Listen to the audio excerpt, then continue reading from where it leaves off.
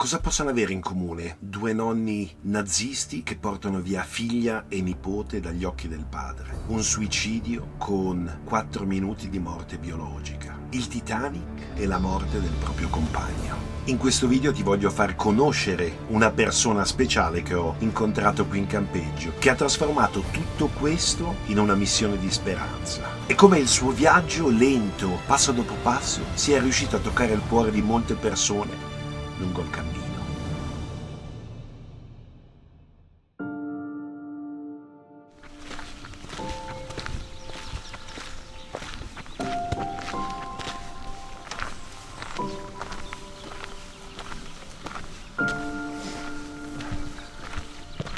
My name is Mario Dieringer. I'm coming from Germany and I hike the world with my project Trees of Memory.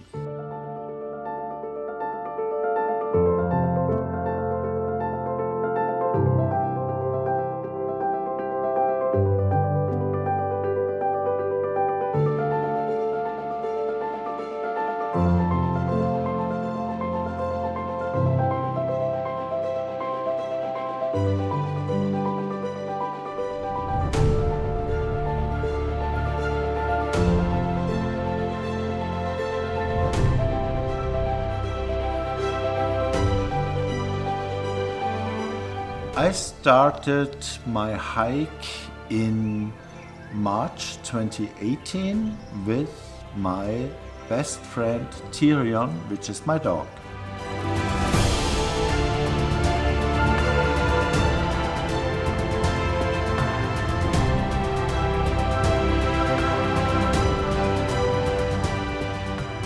And the first 3 years I was just hiking around in Germany, all over Germany. Then I left the country, I went to Austria, to Switzerland, to Czechoslovakia, a tiny little part of Poland, Hungary, Slovenia, and now we are in Italy, in the north of Italy, close to Bologna. And from here I will hike all the way down to Sicily and from there to Lecce, to Nardo, where my family is living.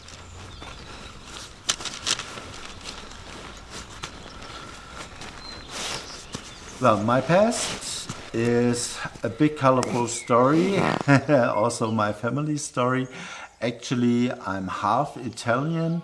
My father was an Italian and my mother is a German. My mother was 15 years old when she was pregnant, and my evil grandparents, they hated foreigners, so she was not allowed to marry my father, and unfortunately it took her 14 years to tell me who I am, who is my father, and I met him, and on the day 1 year later, after our first meeting, he died at a car accident. That's why my Italian is pretty lousy.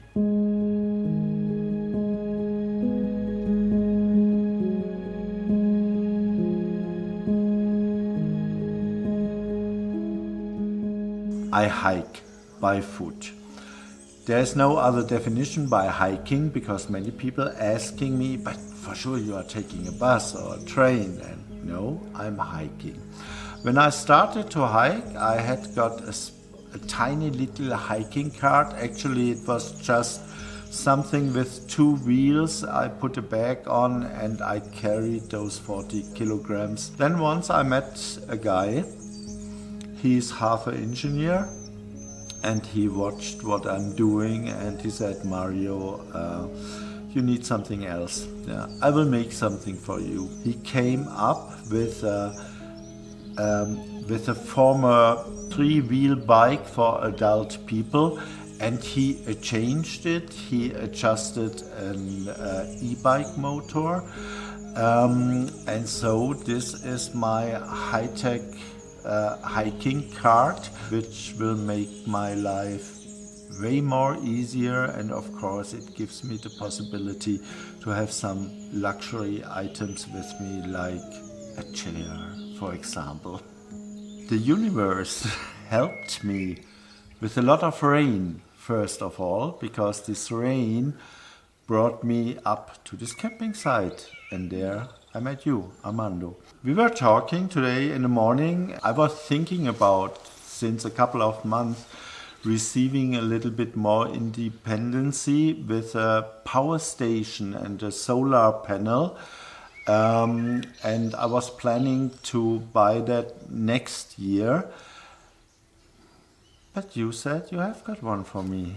Oh, this will be a major turnaround in my travel. First of all, I'm able to work here with my computer, which I really couldn't. And of course, it really could save me because I have got batteries for my hiking cart. I can be in the wild for a long time without seeing people, and that's really good.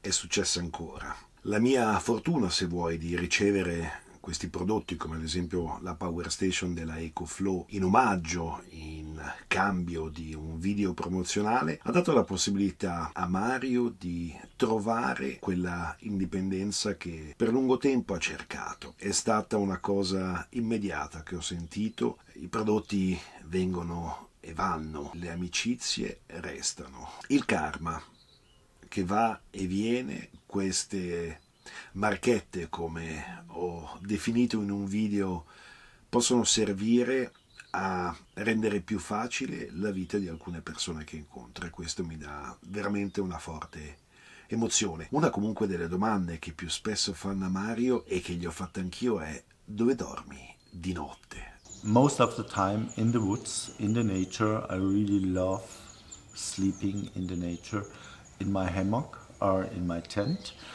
That's what I usually do for 3 or 4 nights, and then I'm looking for a camping site because having a hot shower is really nice after a while. But I also carry a camping shower with me, so I really have got everything.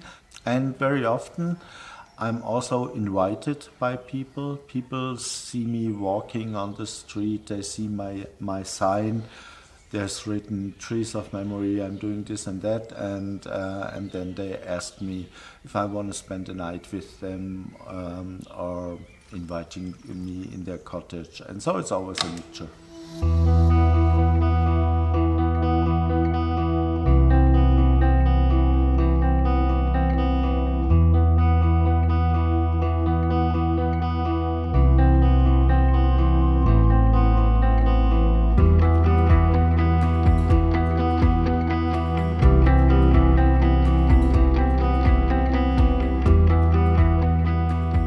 First of all, it's fulfilling my dreams, but that's not the most important thing. The most important thing that it's giving me back my mental health. It gives me back hope, trust, love.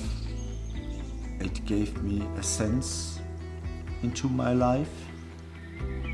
It's doing a lot to me. I was always dreaming about, and I try to be a little instrument to change the world in my own bubble, which is working out surprisingly well. And it just makes me a really happy and fulfilled man.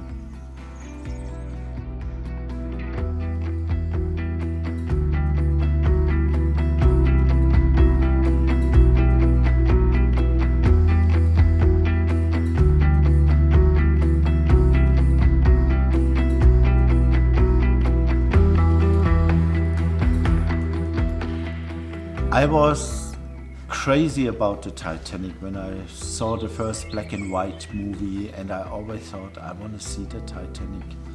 And of course, even as a little boy, I knew you will never see Titanic because it's lying more than 4,000 meters on the ground on the sea. And all of a sudden, there came a phone call just some days before my birthday, And this guy, television producer, he asked me, Mario, what are you doing the next 3 months? I said, nothing. And of course I knew immediately, oh, there's something big. And he was asking, do you like to search Titanic? And I was like, what? 1 week later, I found myself on the northern horizon, which is a big boat. And then we were out to search for Titanic. We found Titanic. We dived down with a ROV. And I have seen it with my own eyes. So I knew you can dream about the impossible and it will become true. What's behind that journey? What's behind Trees of Memory? There's a lot of light, there's a lot of shadow, and in the darkness there's sometimes a little spark of light, which became hope and which became a new life. And this happened with me, actually. I collapsed in 2012 with severe depressions. And I hadn't got any idea that I'm suffering from depression for many, many years. I just thought, I'm a typical emotional Italian with too much emotions here and there. And then something happened with my marriage at that time, and I really completely collapsed. And from one day to the other, I had got really bad suicidal thoughts. I never had got that in my life. I was always the sunny boy, the party boy, the guy who enjoys life from the fullest. And it was so bad and it was so scary that I brought myself into the closed section of the psychiatric hospital. There I have been for about 5 weeks until I was diagnosed, and then I received a therapy, and altogether I've been 6 months in hospital. I came out, and the next 2.5 years I went back into my life, but even at that point it was a completely different life. It was really difficult. I couldn't work 10 hours anymore a day and all those things. And one day, the 28th of December 2014, in the morning at 7 o'clock, I received a stupid, dumb SMS, and I started to cry, and I couldn't stop crying.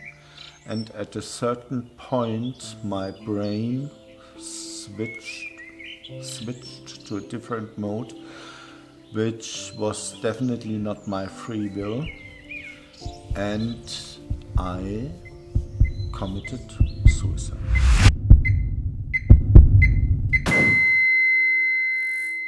When my boyfriend found me, I was already dead, but the doctors were able to bring me back to life. So it was a big relief for me to see I'm still alive, and so I received more therapy and all those things. But at the same time, I saw that my boyfriend's life was gliding into darkness. He was at that time 47 years old. He suffered from depression and also suicidal thoughts since he was 16 years old.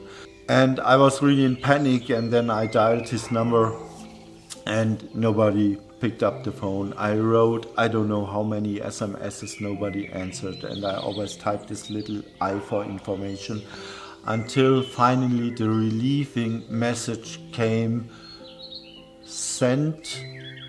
As he received, it was sent, he received it, and the most important thing, he read it. And I said, hallelujah, thanks God, nothing happened. But I don't know who read those SMSs because he was since 3 days already dead.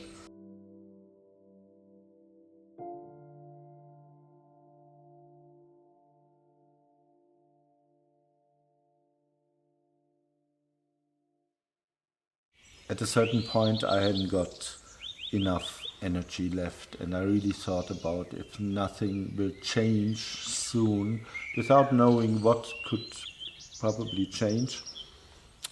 But if nothing change, I really can't. Then I will take my life, and then it would be more, not even a free will, because I was just suffering. I felt guilty, I was in grief, I was crying day and night. And all of a sudden I had got this vision of trees of memory, and this vision told me, hike around the world, plant trees of memories for suicide victims. And that's what I'm doing now, and this was changing my life in the second it occurred in my head.